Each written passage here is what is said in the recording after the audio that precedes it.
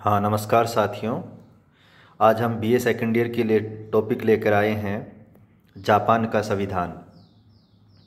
इससे पहले हमने स्विट्ज़रलैंड के संविधान पर बात की है। वहाँ की न्याय व्यवस्था, कार्यपालिका, व्यवस्थापिका, दलीय व्यवस्था, प्रत्यक्ष प्रजातंत्र सहित हमने कई बिंदुओं पर स्विट्ज़रलैंड के संविधान पर बात पहले के वीडियो में कर चुके हैं। आज हम जापान के संविधान से शुरुआत कर रहे हैं। हमारे पाठ्यक्रम में 4 देशों के संविधान या राज्य व्यवस्था को दिया गया है अध्ययन के लिए, तो जिनमें हम स्विट्ज़रलैंड की राज्य व्यवस्था का जो अध्याय है, पार्ट है, उसको पूरा कर चुके हैं। अब हम बात कर रहे हैं जापान के संविधान पे। जापान के संविधान पर भी हम अलग अलग विषयों पर बात करेंगे, लेकिन आज शुरुआत कर रहे हैं हम जापान के संविधान की विशेषताओं से। सबसे पहले तो हम आपको ये बता देते हैं कि जापान एक द्वीपीय देश है, समुद्र से घिरा हुआ देश है, प्रशांत महासागर में, और इसमें होकाइदो, होन्शु, शिकोकू और क्यूशू जापान के 4 सबसे बड़े द्वीप हैं। हालांकि इसके अलावा भी और भी छोटे छोटे द्वीप हैं जापान के भौगोलिक जो क्षेत्रफल का हिस्सा है उसमें, लेकिन ये 4 बड़े द्वीप हैं। जापान एक उदार लोकतांत्रिक देश है। द्वितीय विश्व युद्ध में व्यापक विनाश और पराजय के बाद मित्र राष्ट्रों के निर्देशन में जापान के नवीन संविधान का काम आरंभ हुआ। 3 मई 1947 को जापान का नया संविधान लागू हुआ। इसे 100 संविधान के नाम से भी जाना जाता है।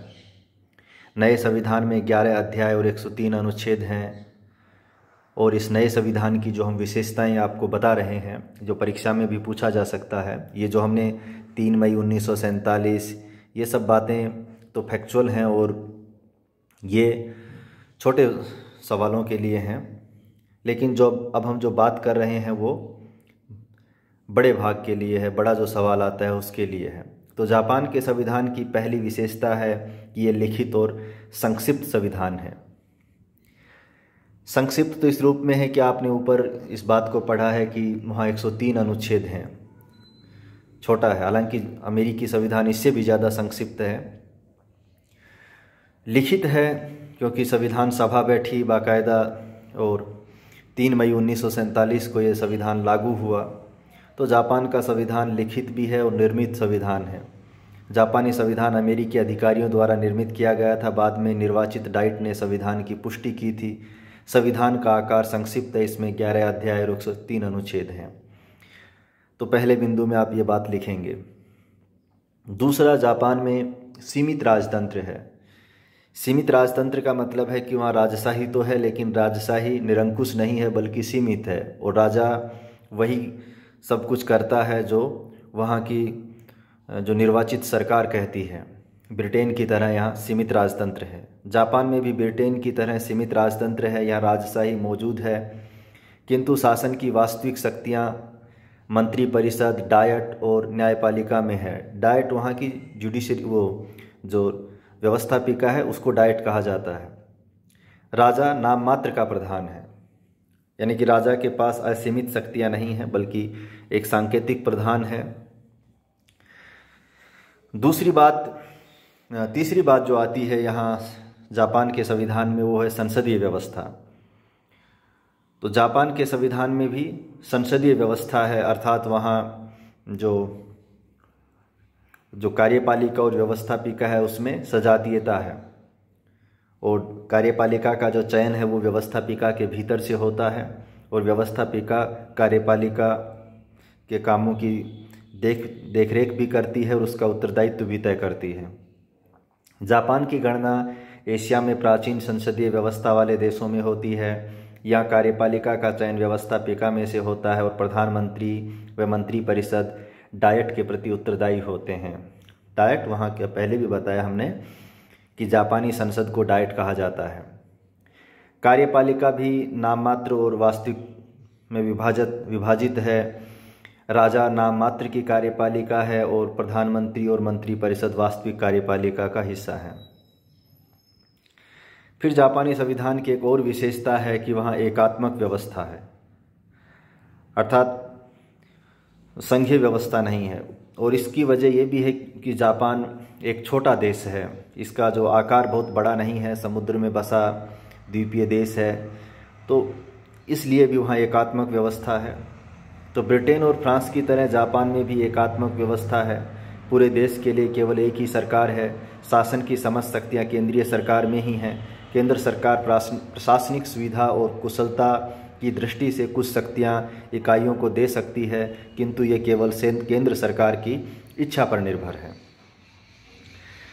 फिर जापान एक धर्मनिरपेक्ष राष्ट्र है, सेकुलर कंट्री है, अर्थात वहाँ जैसे पश्चिमी एशिया या पाकिस्तान या इनकी तरह कोई इस्लामिक या किसी खास धर्म को मानने वाला देश नहीं है, बल्कि वहाँ राज्य का अपना कोई जो पंथ या धर्म नहीं है और न ही कोई राजकीय धर्म है वहाँ। तो नवीन संविधान में जापान को एक धर्मनिरपेक्ष राष्ट्र के रूप में मान्यता दी है। जापान का कोई राष्ट्रीय धर्म नहीं होगा और न ही राज्य नागरिकों के साथ धर्म के आधार पर कोई भेदभाव करेगा। सभी धर्म के अनुयायियों को अपने धर्म को मानने और प्रचार करने की स्वतंत्रता है। फिर जापान के संविधान की ये है कि यहाँ मौलिक अधिकारों का प्रावधान है। चूँकि हमने ऊपर भी बताया था कि जापानी संविधान अमेरिकी और इन देशों की जो मित्र राष्ट्रों की जो निगरानी में यहाँ का संविधान निर्मित हुआ है, क्योंकि 1945 में जापान है वो पराजित हो गया था 2 हमलों के बाद हिरोशिमा और नागासाकी पर। तो फिर बाद में जो जापान की नई व्यवस्था बनी वो उन्हीं मित्र राष्ट्रों के निर्देशन में बनी, और मित्र राष्ट्र फ्रांस, ब्रिटेन, ये अमेरिका ये देश थे। तो यहाँ उदार लोकतंत्र था, और उदार लोकतंत्र में जो संविधान होते हैं वहाँ नागरिकों के लिए मौलिक अधिकारों का प्रावधान जरूर होता है। तो यही वजह है कि यहाँ मौलिक अधिकारों की बात हुई है। जापानी संविधान के भाग 3 में नागरिकों को मूल अधिकार दिए हैं। स्वतंत्रता का अधिकार, समानता का अधिकार, संपत्ति का अधिकार, धार्मिक स्वतंत्रता का अधिकार, शिक्षा का अधिकार आदि प्रमुख हैं। तो आपको याद न भी रहे तो भारत भी का जो संविधान है वह भी उदार लोकतांत्रिक मूल्यों के अनुरूप ही है। तो आप अधिकांश बातें मिलती जुलती हैं। फिर जापान में न्यायपालिका की स्वतंत्रता है, अर्थात न्यायपालिका की संरचना और कार्यप्रणाली को इस तरह तय किया गया है कि वह किसी के दबाव में काम ना करे। संसदीय व्यवस्था होने के कारण जापान में व्यवस्थापिका और कार्यपालिका में तो सजातीयता है। सजातीयता का मतलब दोनों को बहुत करीबी रिश्ता होना, क्योंकि संसदीय व्यवस्था में कार्यपालिका का निर्माण ही व्यवस्थापिका के भीतर से होता है, इसलिए सजातीयता तो होती ही है। किंतु न्यायपालिका शासन का एक स्वतंत्र अंग है जिस पर कार्यपालिका और व्यवस्थापिका का नियंत्रण नहीं है। न्यायपालिका को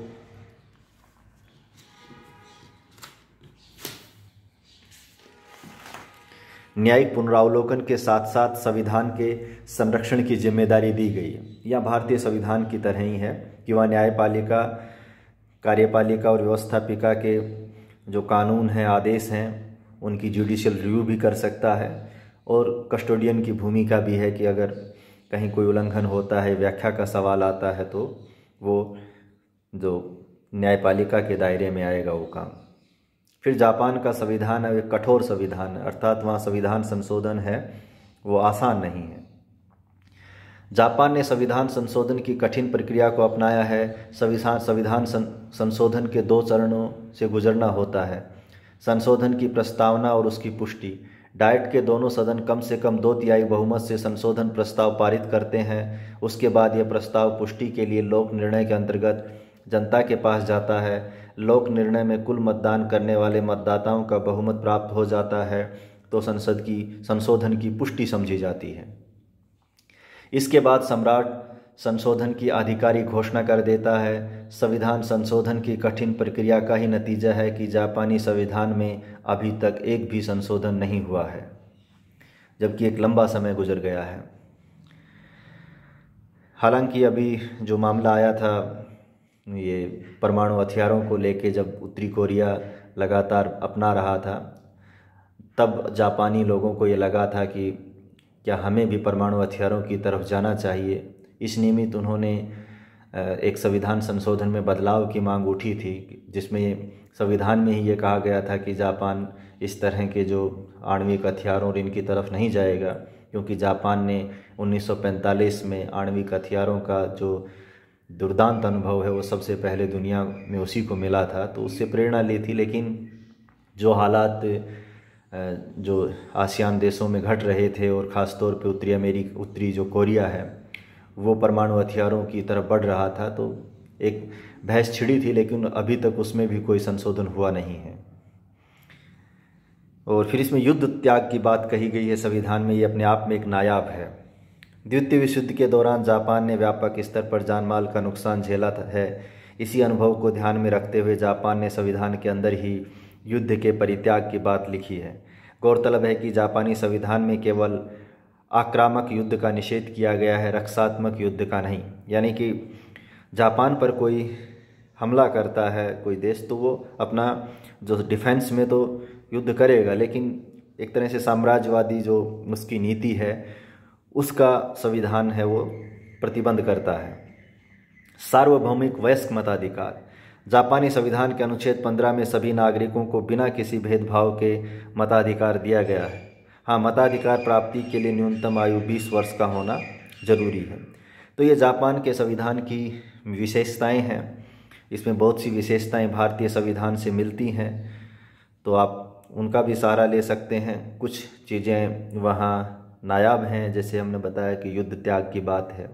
अच्छा, एक और भी है कि वहाँ की जो संसद है वो द्विसदनात्मक है, और आमतौर पर जहाँ एकात्मक व्यवस्था होती है वहाँ संसदीय एक सदनीय ही होती है, लेकिन जापान और ब्रिटेन इसके उदाहरण हैं कि वहाँ द्विसदनात्मक व्यवस्थापिका है। क्योंकि द्विसदनात्मक व्यवस्थापिका संघीय व्यवस्था की तो एक सैद्धांतिक मजबूरी है, लेकिन एकात्मक व्यवस्था वाले देशों में भी ये मिल जाती है। तो ये आज का जो हमारा चैप्टर रहा है। अगले बिंदु में हम किसी नए विषय के साथ आपके सामने रूबरू होंगे। धन्यवाद।